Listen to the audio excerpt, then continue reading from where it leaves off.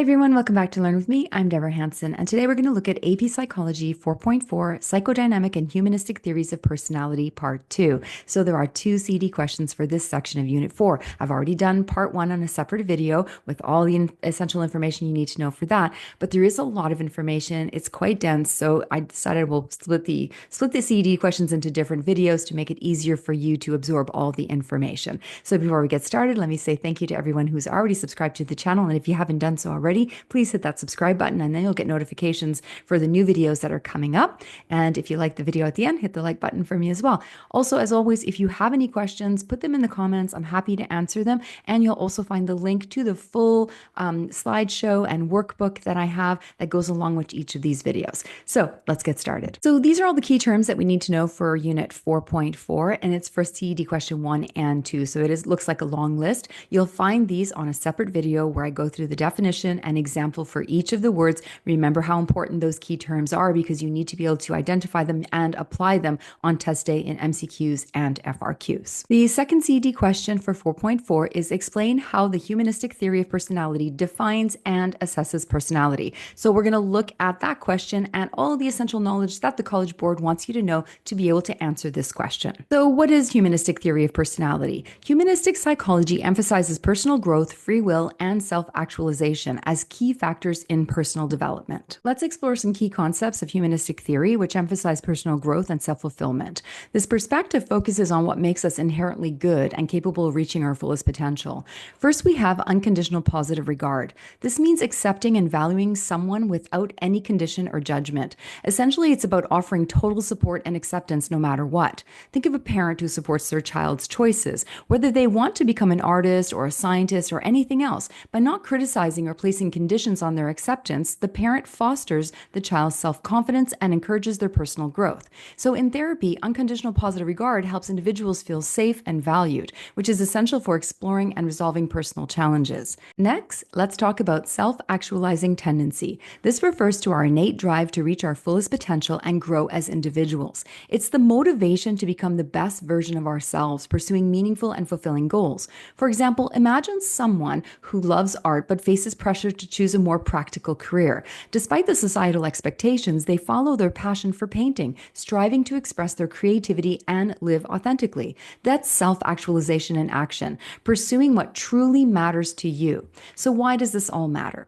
These concepts, unconditional positive regard and self-actualizing tendency, are at the heart of humanistic theory. They remind us that personal growth happens when we feel accepted and supported. And when we allow ourselves to pursue our dreams and passions, this is what happens.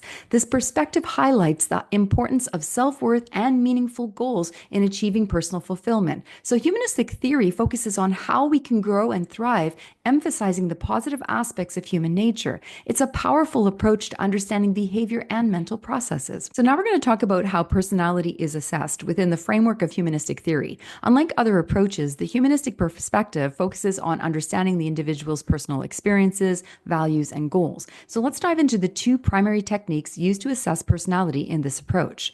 So one of the most common methods of humanistic theory is using interviews and open-ended questions. These are designed to explore a person's inner world, what they value, their goals, and how they perceive their experiences. The purpose is to understand the client's unique perspective and what drives their personal growth. So for example, a therapist might say, what are your biggest aspirations? Or what does success mean to you? These are open-ended questions that encourage clients to express themselves fully and explore their own sense of purpose. Let's explore the groundbreaking contributions of Carl Rogers, a key figure in humanistic psychology. His work revolutionized the way we think about personal growth, self-concept, and therapy. First, Rogers developed the person-centered approach to therapy. He believed that there were three core conditions that are essential for fostering personal growth and self-improvement in a supportive environment. The first one was unconditional positive regard. This means accepting someone without judgment or conditions. It helps individuals feel valued and worthy, which is crucial for personal growth. For example, think of a parent who supports their child's dreams, even if they don't agree with their career choice. Then we look at empathy. This is the ability to deeply understand and share another person's experiences and emotions. Rogers believes empathy builds trust and helps individuals open up. Then we have genuineness. This is being authentic and honest in interactions, which create a safe and trusting environment for growth. So, the next one we're going to talk about is self concept. Rogers also emphasized the concept of self concept, which is how we perceive ourselves. This includes two components: the real self, your current state, who you are right now, and the ideal self, the person you aspire to be. When the two align, a person experiences congruence, which is essential for a healthy personality and a sense of fulfillment. For example, imagine you value helping others, so you work as a volunteer. When your actions reflect your values, your self aligns with your ideal self, leading to feelings of contentment and purpose. So, in conclusion, Carl Rogers' contributions are deeply influential. His focus on empathy, unconditional positive regard, and the self concept have shaped modern therapy and our understanding of personal growth. He believed that every person has the potential for self actualization, provided they are in the right supportive environment. So, now we're going to take a closer look at the advantages and criticisms of humanistic theory, which play a significant role in understanding human behavior and personality. We're going to start with the advantages. So, one of the biggest strengths of humanistic theory is its emphasis on personal growth and free will.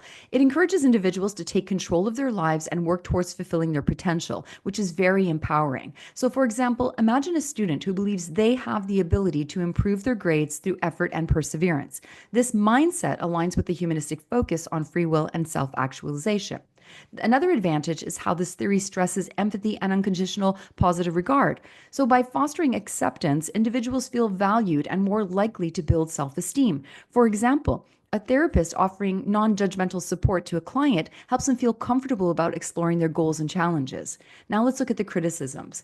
A common criticism of humanistic theory is that many of its concepts, like self actualization, are subjective and hard to measure scientifically. So, this makes it challenging to test or validate the theory using empirical methods. So, for example, how do we objectively measure whether someone has reached their full potential or achieved congruence? Another limitation is that humanistic theory may overly emphasize individualism, particularly in Western cultures. This focus can overlook the significant role of social and cultural influences on behavior. So, for example, in collectivist cultures where goals are prioritized over individual ones, the emphasis on personal growth may not resonate as strongly.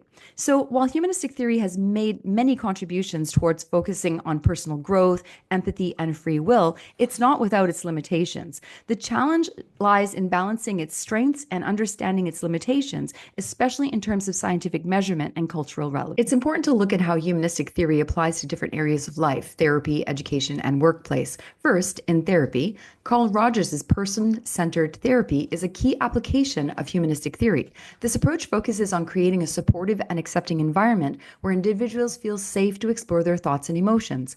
The therapist practices unconditional positive regard, empathy, and genuineness, which encourages self-growth and helps the client achieve congruence between their real life and their ideal self. For example, a therapist might help a client work through self-doubt by focusing on their strengths and aspirations. Next, in education, humanistic theory emphasizes student-centered learning. This approach values individuality and creativity and encouraging students to explore their interests and develop their potential. For instance, a teacher might design a project-based learning activity where students choose topics they are passionate about, fostering both engagement and a sense of autonomy. Finally, in the workplace, humanistic principles promote fulfilling work that aligns with personal values. Companies that value employees' well-being and offer opportunities for personal growth reflect these principles. For example, a workplace that prioritizes employee creativity and provides meaningful projects that can lead to greater job satisfaction and productivity. Overall, humanistic theory reminds us that fostering an environment of acceptance, creativity, and alignment with personal values can lead to growth and fulfillment in various aspects of life. So let's summarize everything we just learned. We talked about humanistic theory, which focuses on unconditional regard, self-actualization tendencies, and personal growth.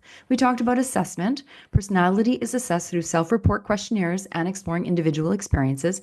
And our key takeaways are that humanistic approach offers a positive and growth-oriented view of personality personality, but faces criticism for being difficult to quantify. So that was all the essential knowledge that we needed to know for 4.4's question number 2, which was explain how the humanistic theory of personality defines and assesses personality. So hopefully you have a better understanding now of those two things. And if you did, hit that like button, please, for me. And if you haven't subscribed to the channel yet, I really appreciate it if you do. That always helps me a lot. Thank you so much. And also, like I said, you'll always find the link down in the comments below to the Teacher Pay Teacher store, where you can find all my units. And it's got workbooks and slideshows and everything you need. And if you're a teacher, I also include all the notes from the videos so that you can actually go with the videos, or you can just do on your own, whatever you need. And as for students, you do have lots of access to where you have the notes and you have the workbooks as well. So hopefully those are helpful for you. And yeah, like I said, thanks for listening and see you next time.